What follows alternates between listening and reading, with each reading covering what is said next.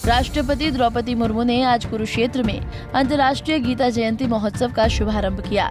संगोष्ठी में राष्ट्रपति ने निरोग योजना का शुभारंभ किया। इस मौके पर राष्ट्रपति ने ई टिकटिंग व नेशनल कॉमन मोबिलिटी कार्ड का भी शुभारंभ किया। इस अवसर पर राष्ट्रपति द्रौपदी मुर्मू ने कहा कि कुरुक्षेत्र की भूमि पावन भूमि है। इसी सरस्वती के तट पर वेद और पुराणों को लिपिबद्ध किया गया। उन्होंने कहा कि महाभारत के कुरुक्षेत्र के इस क्षेत्र की तुलना स्वर्ग से की गई है। द्रौपदी मुर्मू ने कुरुक्षेत्र में अंतर्राष्ट्रीय गीता जयंती महोत्सव का शुभारंभ करते हुए हरियाणा सरकार के विकास कार्यों की जमकर प्रशंसा की। उन्होंने कुरुक्षेत्र विश्वविद्यालय में आयोजित अंतर्राष्ट्रीय गीता संगोष्ठी का शुभारंभ किया और भगवान श्री कृष्ण का धन्यवाद किया कि हरियाणा में बतौर राष्ट्रपति उनकी पहली यात्रा का आरंभ धर्म क्षेत्र कुरुक्षेत्र से हो रहा है। उन्होंने कहा कि इस पावन गीता जयंती महोत्सव के अवसर पर उन्हें आनंद की अनुभूति हो रही है। कुरुक्षेत्र में अत्यंत पावन ब्रह्म सरोवर के तट पर आयोजित इस अंतर्राष्ट्रीय गीता जयंती महोत्सव में शामिल होकर मुझे आध्यात्मिक आनंद की अनुभूति हो रही है। ये लोकमान्यता मुझे रोमांचित करती है कि इसी क्षेत्र में सरस्वती नदी के तट पर वेदों और पुराणों को लिपिबद्ध किया गया था। इसे मैं भगवान श्री कृष्ण का वरदान मानती हूँ कि राष्ट्रपति के रूप में हरियाणा की अपनी पहली यात्रा को मुझे इस धर्म क्षेत्र से आरंभ करने का अवसर प्राप्त हुआ है।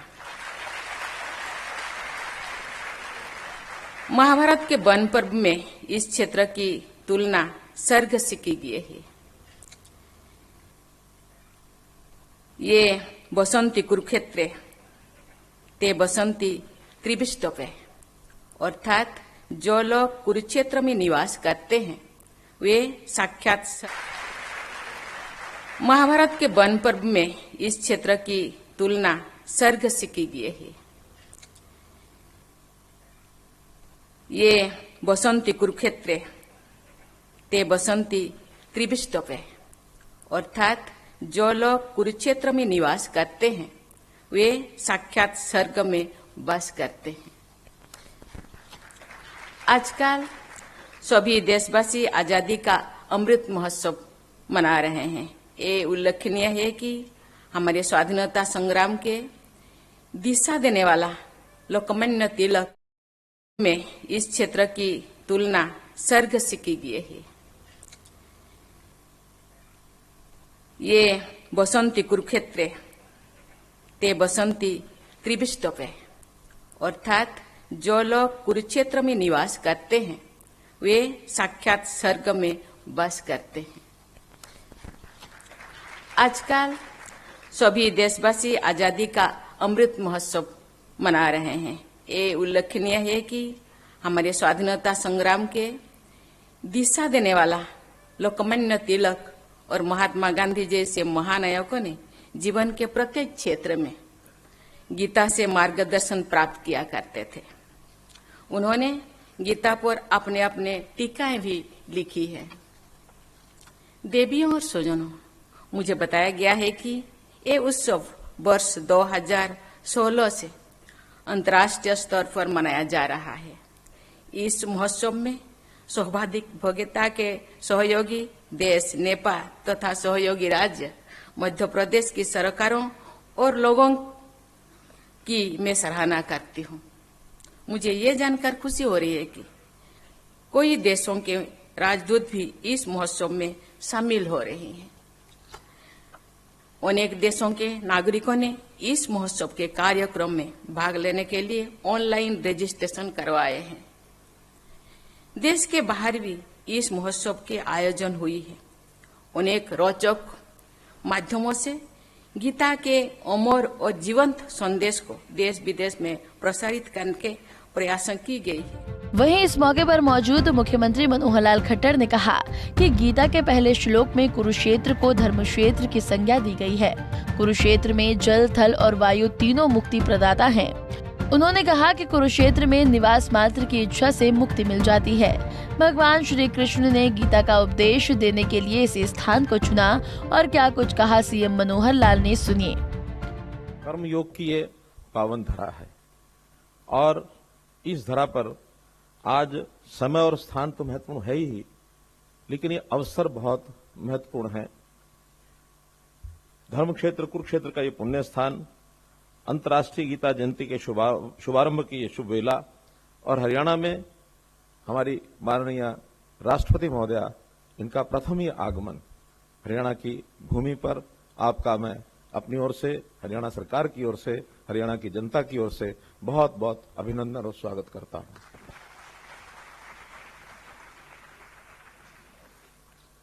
आदरणीय राष्ट्रीय महोदया, ये उत्सव गीता जयंती का उत्सव पिछले 6-7 वर्षों से हम अंतर्राष्ट्रीय स्वरूप इसका बना करके और देश विदेश के सब लोगों को बुला करके यहाँ कर रहे हैं। आपकी उपस्थिति से हमारा उत्साह ये और अच्छा दुगना हो गया है।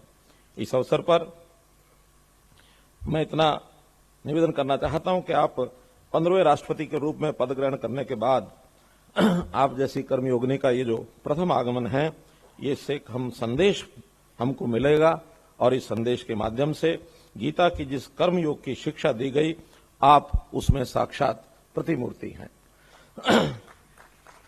आपके कर्म के बल पर ही सादे और साधारण परिवार में जन्म लेकर आपने असाधारण सफलताएं अर्जित की हैं। उड़ीसा के राय रंगपुर के ऊपरबेड़ा गांव से लेकर राष्ट्रपति भवन तक का आपका सफर हम सभी के लिए ये प्रेरणादायक है। आप जिस पृष्ठभूमि से आती हैं, वहां प्रारंभिक शिक्षा प्राप्त करना भी एक सपने के समान था, परंतु अनेक बाधाओं के बावजूद आपका और आप कॉलेज जाने वाली अपने गांव की पहली बेटी बनी। आपका राष्ट्रपति बनना इस बात का प्रमाण है कि भारत में गरीब सपने देख भी सकता है और उन्हें पूरा भी कर सकता है। मुख्यमंत्री ने कहा कि प्रधानमंत्री नरेंद्र मोदी के सपने को साकार करते हुए हरियाणा सरकार ने प्रदेश के हर जिले में एक मेडिकल कॉलेज बनाने का लक्ष्य लिया है।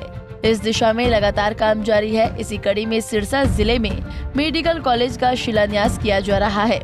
उन्होंने कहा कि हरियाणा ई टिकटिंग और ओपन लूप टिकटिंग व्यवस्था शुरू करने वाला देश में पहला राज्य बन गया है।